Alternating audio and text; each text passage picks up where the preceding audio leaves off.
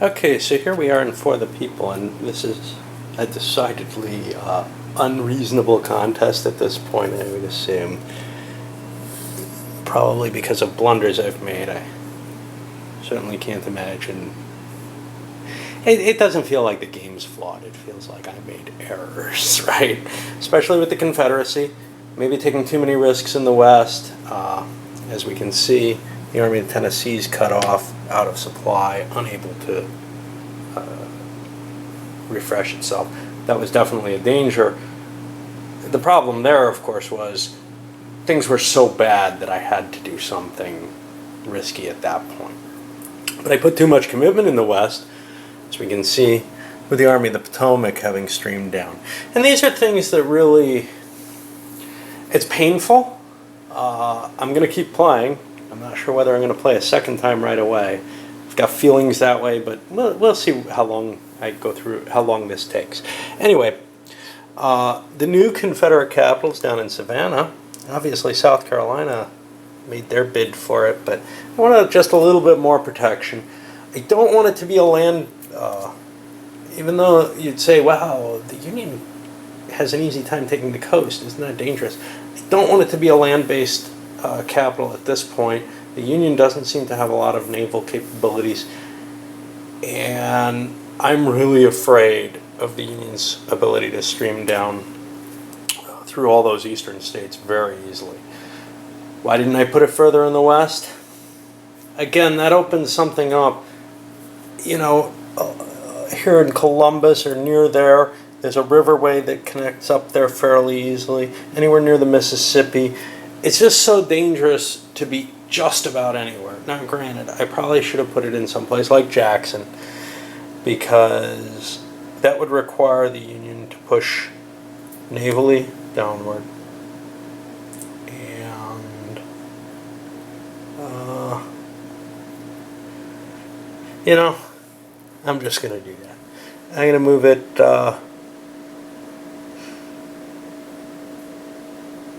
Jackson or Selma. It's got to go in a resource location or in a blockade runner port.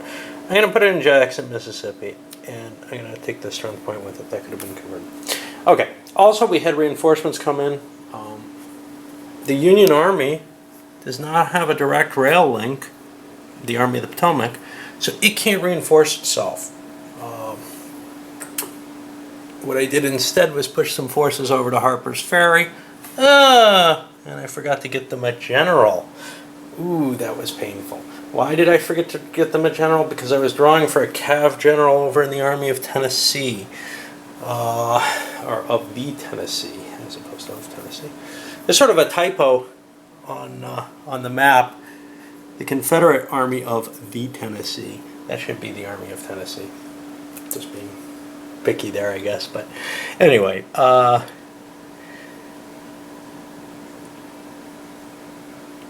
that could reinforce and did build up to 5 strength points. We got some attempts again, Pope and Fremont, trying to build an army. Overall, I'm not sure that the Union's all that worried about strategic will of their own at this point. So if I build an army and Fremont's around, hey, no big deal. What else do we have? So we have some of the better Confederate leaders showing up. Beauregard is in charge down here of a little force. We got the cav leaders showing up: Forrest, Wheeler, Morgan. Stuart was killed in his cav unit was destroyed, which means he gets a replacement who's going to be poor old Fitz Lee. Not a great replacement for Stuart. We got Lee showing up here, and he's got just a couple strength points. Hoping to bring Johnston down with him and form a decent army. You know, something that can at least try to hold off and slow down the Army of the Potomac. But I've largely given up on Virginia. It's a lost cause at this point. Over here in the west, oh, I had one cavalry.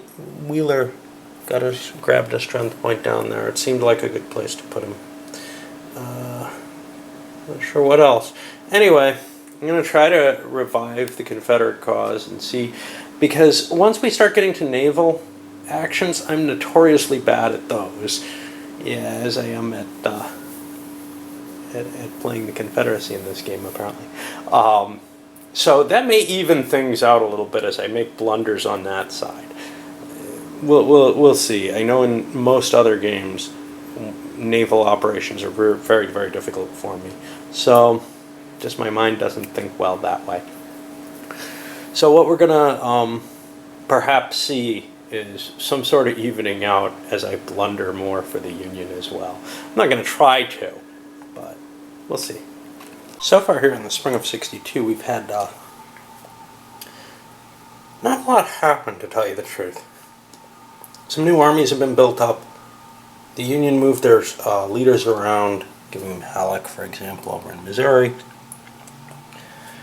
But for the most part, nobody's willing to make a move. The Virginia was built here to help block the Mississippi. Well, that changed. Johnston came running back, joined a new army under Lee. The Unions moved to get control of the rail line so that they can start getting some forces in place. Burnside moved down to Richmond. Lee decides to attack Burnside's. And Lee is awesome because he only takes a 1 operations point to activate. There's a few leaders like that. Good old Earl Van Dorn is that way.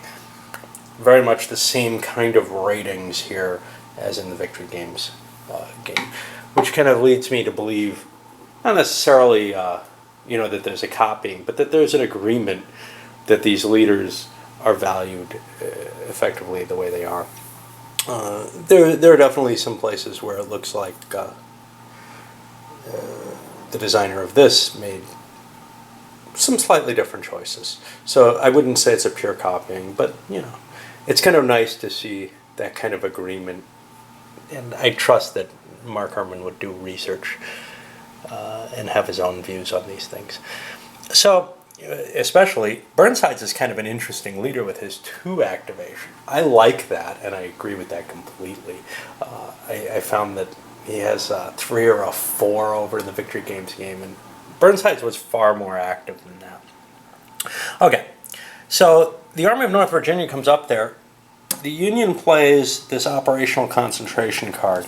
These are kind of interesting cards. They give you a couple of options. Oh, no they don't. That's a Confederate card. Duh. Okay, so Lee's going to be attacking Burnside. We'll take care of this battle to see how it works. I would put my bets on Lee. The Union definitely thought they had that card there. So Burnside has 4 strength points and a 1 defensive rating. The Army of North Virginia is also 4 strength points. Actually, it's 5. It has a cav unit. But what about his leadership? We've got 1 for the Union. We've got 3 for Lee. 4, 5, 6. So he's at +6 to +1. And this will be a medium-sized battle. So he gets a dozen. That's going to be a leader loss check. But there's a 3-star. And this is a 6. So the Union takes 3 losses. The Confederates take 1. The Union definitely has been defeated here. But at what cost? We'll see whether or not we get a leader loss.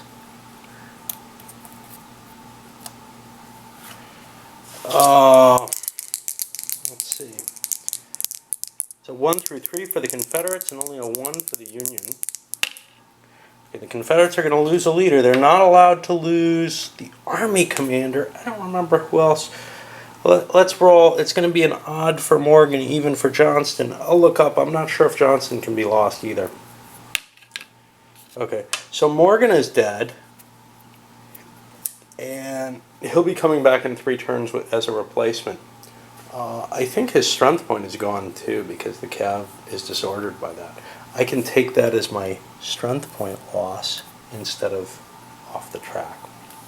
The Union's going to have to retreat, and Burnsides wants to retreat into supply, and this is going to provide for a problem for he would have wanted to retreat. This is going to provide for a problem for the Union Army of the Potomac, which is cut off out of supply now. And you see, I take really, really risky moves, it seems, on both sides. So the Army of the Potomac moved with that big card. And what they did was they first marched into Norfolk, made an attack there. Because they had 2-to-1 odds or better, they're able to continue moving, so they flagged it. Now they have a supply source, and they marched back. They still have one movement point left that they aren't going to be able to use because Lee is going to fight them. Why am I doing this? Chances are the Union's going to lose this battle, but I need to start grinding down the Confederates here, and this is my hope. Plus, they don't have cav now, so there's no more the bonus of cav versus the Union not having cav.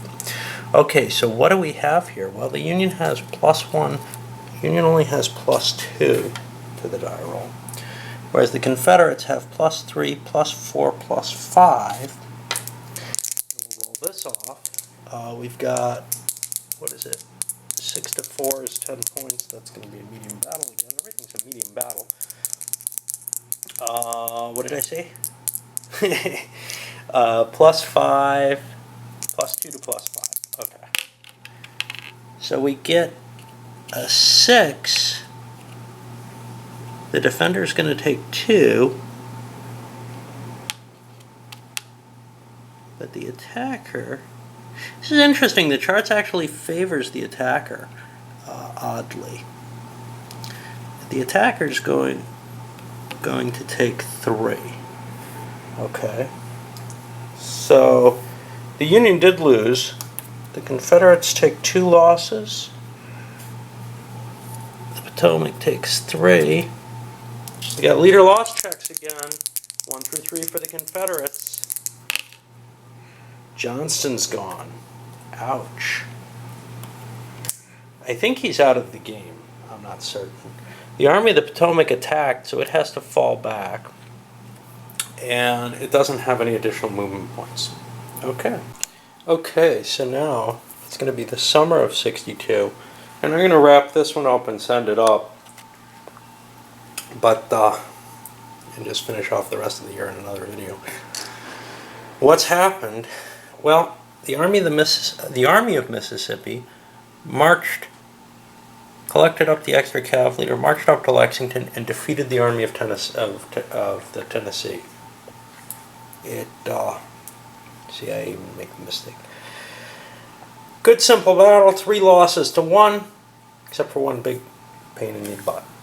Forrest was killed, and now he's going to be replaced by Pegram, who is simply not, anywhere near his match. So we're seeing this humongous casualty rate in the Confederate generals, especially the cav generals, because they don't have. Johnston went too, so it's getting painful. The level of casualties we're seeing here. So what's the situation? Well, the Union's in supply everywhere. At least there's that. Kentucky is 1 point away, 1 territory away from going Confederate. Missouri's been ignored pretty much. Nobody could expend the points there. There were more important things to do continuously. And it's hard to convert. It takes 7 areas. Right now the Confederates are holding, 1, 2, 3, 4. They need 3 more. They could have done that with a concentration, but they had to save their armies right now. And the Union likewise was thinking, I have to try and react, try to save the Army of the Potomac, which I think they've done. The conquest of Norfolk made that possible. If they had had to fight a battle unsupplied, that would have been ugly. We've definitely got the northern side of the forces sitting in Virginia are spread out and not at all able to handle what they're facing. But can the Confederacy make that move with all the lines going through Richmond with the Army of Potomac behind them? They have to defeat that first. So it's pretty safe there. Over here, the Army of the Tennessee is weakened, there's no question. But the Army of Mississippi has taken more losses by losing that one great leader in Forest. He's a 3-3. You don't want to lose these guys. All right, well, it's an interesting situation. It's nothing like the Civil War was. I'm fighting a far more mobile war with a lot less concern for keeping my back end protected. I don't know what that means. Take it how you will. All right, let's go on to the next turn.